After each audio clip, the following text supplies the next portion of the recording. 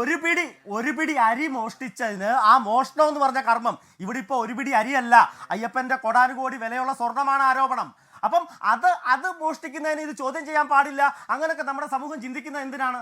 അതായത് നമ്മൾ മനസ്സിലാക്കേണ്ട, മധുവിനെ സ്പോട്ടിൽ ഒരു നീതിയും ഒരു ഇതും ഇല്ല, സ്പോട്ടിൽ തല്ലിക്കൊല്ലുമായിരുന്നേ. എവിടെയായിരുന്നു പോലീസ്, എവിടെയായിരുന്നു കോടതി, എവിടെയായിരുന്നു രാഹുൽ ഈശ്വർ?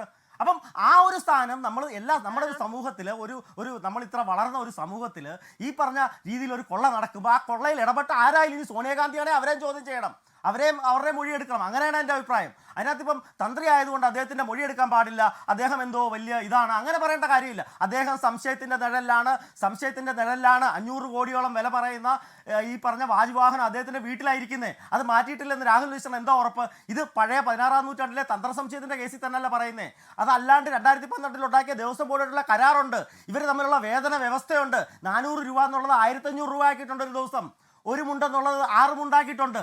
ഈ വക കാര്യങ്ങളൊക്കെ നിലവിൽ നിൽക്കുമ്പോൾ നിയമത്തിൻ്റെ രീതി നിൽക്കുമ്പോഴത്തേക്ക് ആ